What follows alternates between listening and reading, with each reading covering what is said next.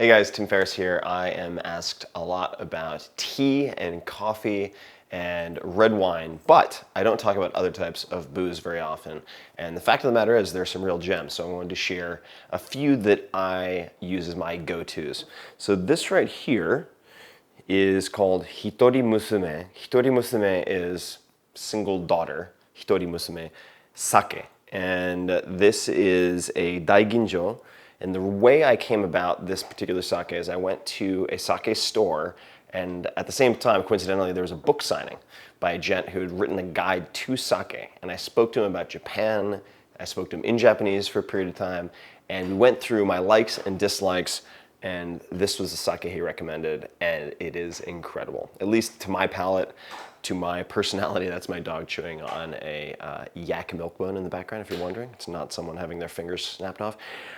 This stuff is incredible. So this is my go-to sake, and having lived in Japan for a while, that says quite a bit, I think. All right, next is a white wine, and I very rarely drink white wine. I'm just not a white wine guy. Never have been.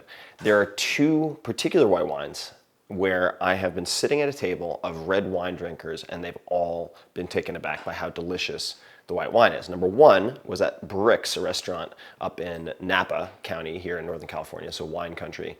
And it was the 2007 Rombauer Chardonnay. Incredible, incredible white wine. In fact, at the time, that was the first case of wine I ever bought, and I was a red wine person. That was white wine. This is another. So this is Butternut, 2013 Chardonnay from California. And I had this at a tech icon's house here in Silicon Valley. And he had this stocked basically to the ceilings, just like 100 bottles of this stuff. And he would give it to guests when they visited as one of the options. This stuff is great. It is not that expensive, nor is the Hitori Musume. So I thought I'd give you at least one option that is ridiculously expensive.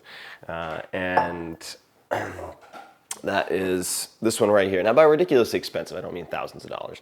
But as far as tequila goes, expensive.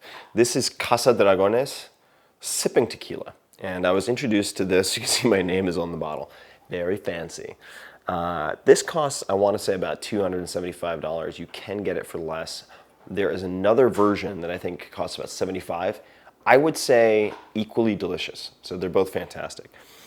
This particular tequila was introduced to me by a former Navy SEAL, and I was training with him in Idaho, doing some firearms training. And afterwards, when he would clean all of the weapons, along with a handful of other military and former military, they would very slowly sip this tequila while cleaning the firearms. Now, no loaded weapons, of course, very safely done, but just kind of sitting around relaxing afterwards with Casa Dragones. Sipping tequila, I want to underscore what that means. That means no cocktails. You're not mixing this with some crappy like cranberry juice and swigging it down or taking shots. No, no, no. I put these in little sake glasses, and it's just a little sip, and then you put it down, then a little sip. So be civilized, people. Be civilized. I never liked tequila. It always burned my throat, gave me a horrible hangover. No hangover with this, in my experience. No terrible burning feeling, nothing. It's a totally different experience. So, Casa Dragones. Those are the three. You have Hitori Musume Sake, you have Butternut Chardonnay, and then you have Casa Dragones Tequila. Enjoy. Have you heard of 5 Bullet Friday? Well, if you haven't, that's good news. I'm excited because it is my most exclusive content. It is free, and you can check it out right here. Lots of actionable tactics, tools, and more.